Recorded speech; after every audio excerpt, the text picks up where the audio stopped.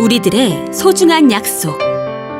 너희 컴퓨터실에서 로그아웃 하는 거 깜빡하고 안 한 거니? 저는 컴퓨터 수업이 끝난 후 아무것도 모른 채 즐겁게 놀고 있는 아이들에게 물어봤어요. 로그아웃 꼭 해야 하는 거예요? 아이들은 동그란 눈으로 바라보며 말했어요. PC방이나 공공장소 같은 여러 사람이 함께 사용하는 컴퓨터에는 중요한 자료나 개인정보를 남기지 않는 것이 매우 중요해요.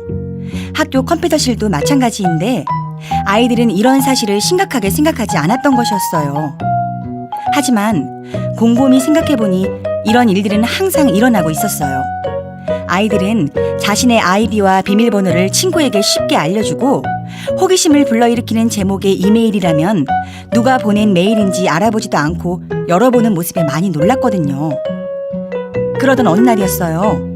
스마트폰으로 배경음악을 찾는 활동을 하다가 갑자기 웅성거리는 소리가 들렸어요. 뭐지?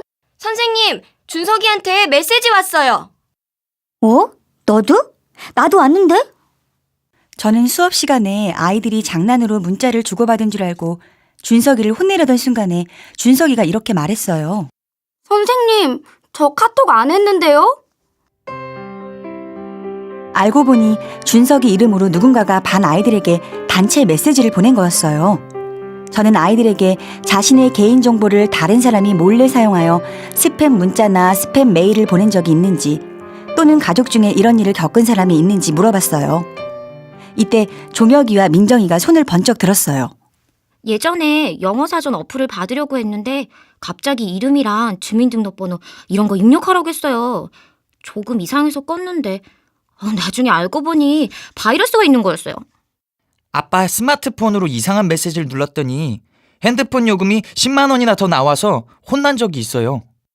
저는 이 얘기를 듣고 아이들과 함께 개인정보 보호에 대한 수업을 만들어 보기로 했어요. 그래서 첫 번째로 개인정보 보호를 위한 골든벨 퀴즈를 마련했어요. 다음 문제입니다. 자신의 개인정보를 지키기 위해 올바르게 행동한 친구는 누구일까요? 알맞은 답을 써서 들어주세요. 1. 가요를 무척 좋아하는 수진이는 최신가요 100곡 무료 다운로드라는 메시지를 받고 들뜬 마음에 사이트로 바로 연결되는 링크를 클릭했어요. 2. 인호는 PC방에서 게임을 자주 하는데 게임방 채팅 중 상대방이 사이버머니를 준다며 아이디와 비밀번호를 알려달라고 했어요. 그런데 수상한 사람이라는 생각이 들어 말해주지 않았어요. 이 퀴즈를 통해 아이들은 자신의 정보를 지키기 위해 어떻게 해야 하는지 진지하게 고민할 수 있었어요. 그리고 퀴즈를 통해서 배운 내용으로 개인정보 보호를 위한 실천 약속을 완성할 수 있었어요. 나의 소중한 개인정보를 지키는 어린이들의 5가지 약속. 1. 인터넷을 사용한 후에는 반드시 로그아웃한다. 2. 비밀번호를 자주 바꾸고 절대 다른 사람에게 알려주지 않는다. 3.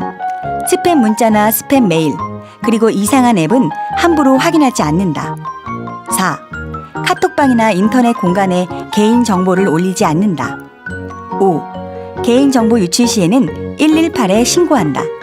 아이들도 이제는 컴퓨터실을 나올 때 로그아웃이 되어 있는지 친구 컴퓨터까지 확인해주는 것은 물론이고 혼자서 알림장에 적힌 5가지 실천 수칙을 외우거나 자기가 받았던 스팸 문자를 보여주면서 친구에게 이런 문자는 열어보지 말라고 알려주었어요. 이런 아이들의 모습을 보면서 우리가 함께했던 시간의 결실을 보는 것 같아 마음이 뿌듯했어요. 지금 교탁 위 컴퓨터에 놓여있는 5가지 약속이 바람에 팔랑거리네요. 햇살 뜨겁던 여름날 모두의 열정을 모아 만든 저와 아이들의 소중한 약속이 오래오래 지켜지길, 그리고 우리 아이들이 더욱 안전한 인터넷 세상에서 행복하게 살 수 있기를 꿈꾸어 봅니다.